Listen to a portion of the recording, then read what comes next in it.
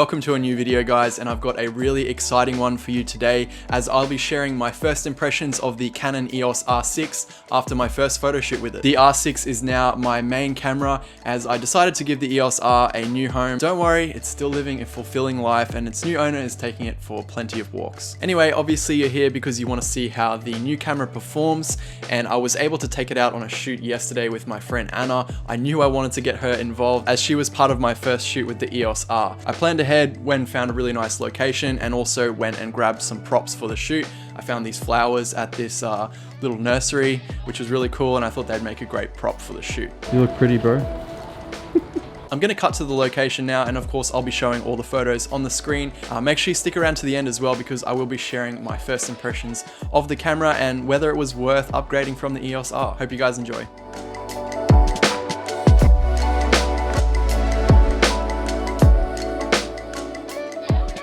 The shutter's so quiet on this camera. You can barely hear it. Looking here? Gorgeous.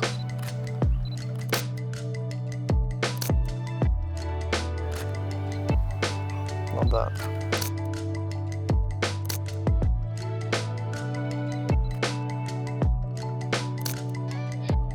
So right now I'm using the face tracking. It seems to be doing a pretty good job to pick the eye that's closest to the camera as well. So it's switching between the eyes. So tilt your head back the other way. And now it's switched to the other eye. So changing the angle of her face, it's switching between the eyes based on which one is closest to the camera. So that's really cool.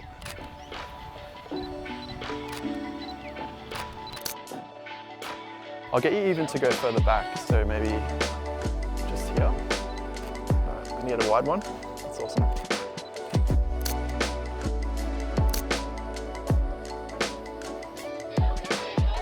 So I'm shooting wide open at 1.4 as well. Love these golden backlit shots. It looks so good. Bring like both hands up to your face sort of thing. Yeah, love that. I'm just loving how these photos are looking in the screen too, in the viewfinder.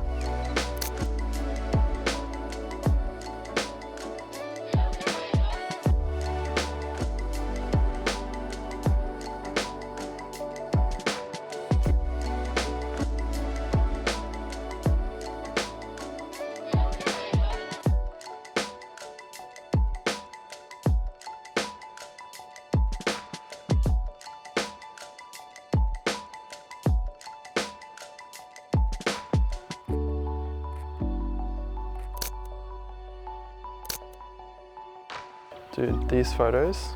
Oh, that looks so good. I love that. I love them too. Oh, that looks so good. Okay, it was so worth it driving. Looks so good. Sit maybe with your feet towards me a little bit more. Yeah. Yeah, that's cool.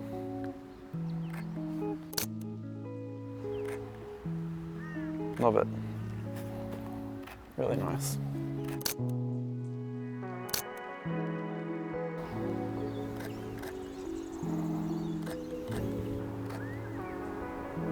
Yeah, looking towards me. Beautiful.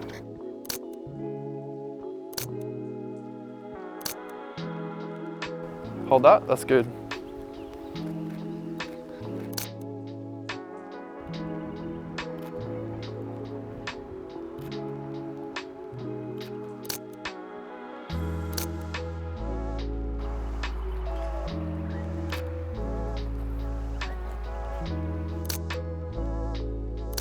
Bring it up like over your head.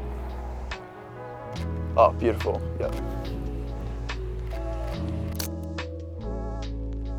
Just angle the flowers a little bit more towards me. Yeah, that's it.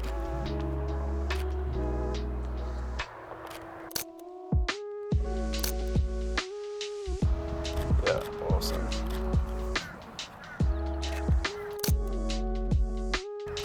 So good, yep.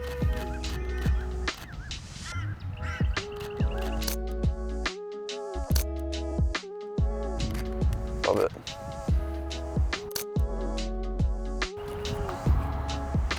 Yep, eyes here. Maybe bring it in just a little bit. Yeah.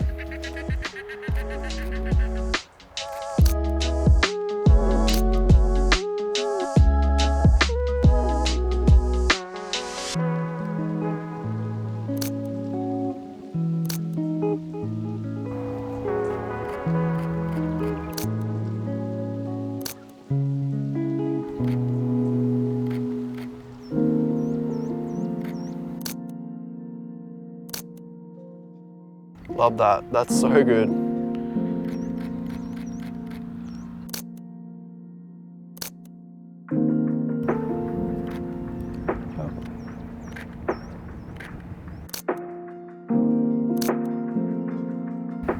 Yeah, that's cool.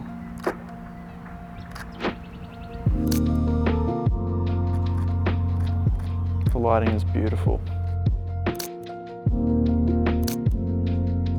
And then just looking towards me. Love it.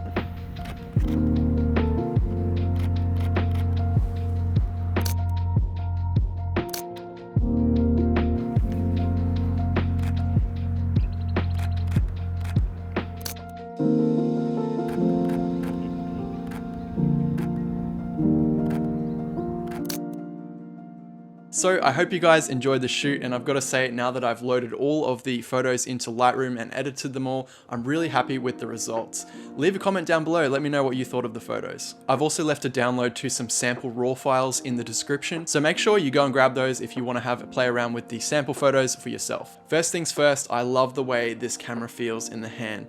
It does feel like a professional mirrorless camera, sort of reminiscent of the 5D series, albeit a little bit smaller and a little bit lighter. It does have a really nice weight to it, and it is a little bit bulkier than the EOS R, which I actually really like. Before the shoot, I set up some custom controls for the buttons and dials on the R6, and this has actually been one of my favorite things about the camera so far. Just the customizability, if that's even a word, is incredible. I will be doing a video soon on how I set up the R6 for photography in terms of all the custom buttons and dials. I always felt limited with the EOS R as to which buttons you could customize and which features you could assign to which buttons on the camera. On the R6, being honest, I couldn't find a useful feature that I couldn't assign to one of the buttons, so that was really great. There is a ton more customizability with this camera, and I'm really happy that Canon have decided to go this route and make their cameras even more customizable than before. Another thing that I noticed about the camera straight away is the shutter is very, very quiet, and it's not just to do with the electronic first curtain shutter that is set by default on the R6, but when you set it to the fully mechanical shutter, it is very, very quiet. Sometimes you want to be really discreet, for example, when you're shooting a wedding, so I think that's a really great feature. Now onto the actual files themselves. Two things to note here, and the first one is actually the most amazing thing about this camera. I loaded the files into Lightroom, and I cannot find a single out of focus photo. I did expect a few here and there, maybe 5%. I'm used to that with the other cameras that I've shot with. Sometimes you get a little bit of front focus, back focus, the face tracking drifts, it doesn't quite pick up the face. Actually, I think I found one photo that was out of focus, but it was when I was using the one-shot autofocus mode, and I did switch to servo later on, but I must have hit the shutter and then slightly moved towards Ana, and one of the photos was a little bit out of focus. But just going through this catalog, I couldn't find any out of focus. Like, every single photo is tack sharp, and I'm just blown away. I'm gonna go out on a limb here and say this is the best camera in terms of autofocus that I've ever shot with, and maybe even the best camera I've ever photographed with. Okay, on to the second thing. I think the question that a lot of people are gonna be asking when they're looking to get into the Canon mirrorless world is the 20 megapixels of the R6 enough compared to the 30 megapixels of the EOS R and the 45 megapixels of the R5? And my answer is yes, it's plenty. Now, there are going to be people out there who need more than 20 megapixels, possibly landscape photographers who like the ability to crop their photos in post, but as a people photographer, so shooting portraits, weddings, fashion, those kinds of things, 20 megapixels for me is more than enough. And I did actually struggle to see the difference between the 30 megapixel files on the EOS R and the 20 megapixel files on the R6. But there are two great things about a 20 megapixel sensor. The first thing is better low light performance, in theory. I haven't actually tested this yet. I will be doing that on my full review, so stay tuned for that. And the other thing is file sizes. So I've been shooting the compressed RAW option on the R6, as I've been doing on the EOS R for a few months now, and these files are ranging between 9 and 12 megabytes. So they're incredibly small, and I do encourage you guys to download some of these RAW files down in the description so you guys can have a look for yourself how much quality you're able to get in such a small file size. One other thing that I love about the design of the R6 is that Canon have returned to the rotating wheel on the back of the camera, which is similar to the older 5D and 6D models. They all had that rotating wheel, which allowed you to control the aperture. So now you have 3 dials. You have the one up near the shutter button, you have the thumb dial that is like next to the mode button, and then you also have that rotating wheel on the back. So you can control shutter speed, ISO, and aperture all with their own dedicated dial on the camera. One quick drawback of the R6 is the fact that the Tamron 35mm 1.4, the one that I used in the shoot, isn't compatible with the R6 yet for the image stabilization. So you might have noticed when I was shooting my video tests, I actually did switch over to the Sigma 24mm 1.4, and that's because I couldn't do handheld with the R6. The image stabilizer just doesn't work with that particular lens. And one other lens that's affected as well is the 17 to 35 2.8 to f4, which is also a lens that I own and use quite a lot. So obviously, the only 2 lenses that are affected by this issue are ones that I own, so it's just incredibly unlucky for me, but hopefully Tamron release a firmware update that fixes that soon. But until then, I'll be very, very anxiously waiting. So overall, I'm really excited to shoot with this camera in the coming weeks and months. I will be releasing a full review of the R6 on this channel, so make sure you subscribe if you don't want to miss out on that if you're not subscribed already. And I just want to thank you guys for watching the video, and thanks for sticking around. Thanks for all the support so far on this channel. It's been an amazing year despite everything that's happened.